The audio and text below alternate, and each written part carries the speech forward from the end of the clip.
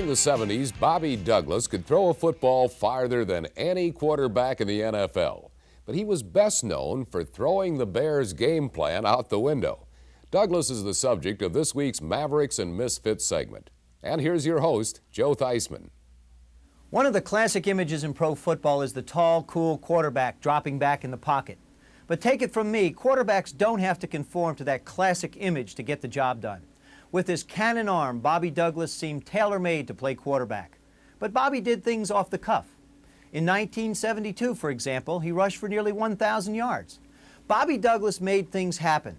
And while what happened wasn't always good, it was always unpredictable. Bobby Douglas was a professional quarterback who often resembled an amateur magician.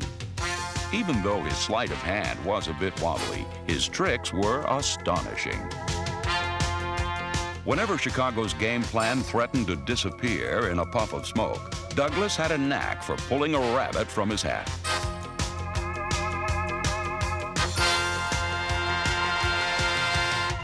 As a rookie in 1969, Douglas wore number 14 and boasted a rocket-launching left arm.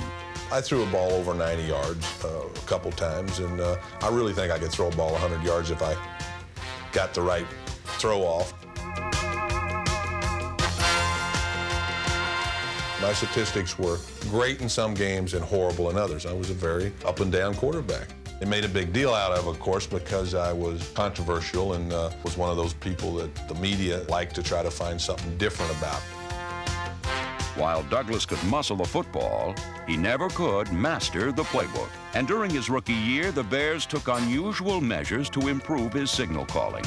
Jim Dooley was a coach at that time. He would write a play on a piece of paper and stick it to the guard's hand, and the guard would run in, and we'd hold up in front of Bobby Douglas so he'd read the play, then we'd go ahead with the play. We had a million plays, it seemed like, so I had to eventually get them typed on a piece of cardboard, and then they had this wrist thing that you could put on your wrist, and I'd have the cardboard on the top and the cardboard on the bottom. But despite cue cards, Douglas was never able to get his lines right, and this put him on the wrong side of head coach Abe Gibron. Bobby! Douglas!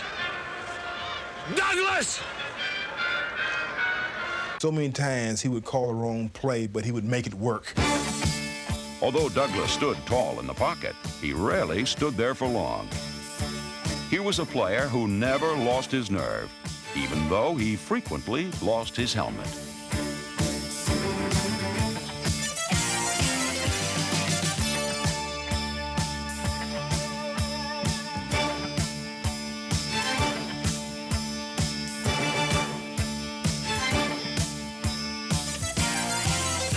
Douglas was a rugged individualist who approached every carry as if it were a wild waterfront brawl.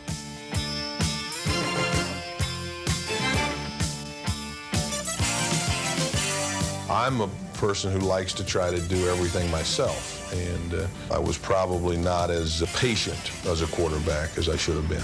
It's always been hard for me to count on somebody else to do something.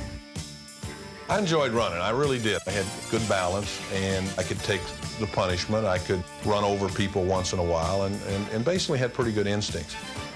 Douglas gained 968 yards, more than any quarterback has ever gained. The reason he did it is Bobby'd go out there on that option, and he couldn't decide whether he wanted to pitch it to the back or keep it himself. In 1972, Douglas's 968 rushing yards established an NFL single-season record for quarterbacks that is unlikely to be broken. He could run with the ball, but what the hell, anybody can run with a football. I always felt he could have been probably one of the all-time great strong side safeties, a linebacker, a tight end, but he wanted to be a quarterback. They never really came to me and said, look, we might have to move you to tight end. They wanted me as their quarterback. I mean, I threw the ball well. You know, I hit the people when they were open, but in game situations, when you're playing against the Minnesota Vikings and you get 2.5 seconds to throw, I don't care who you are, you're not going to look good. Douglas rarely looked good when dropping back, but when running forward, he was in a class by himself.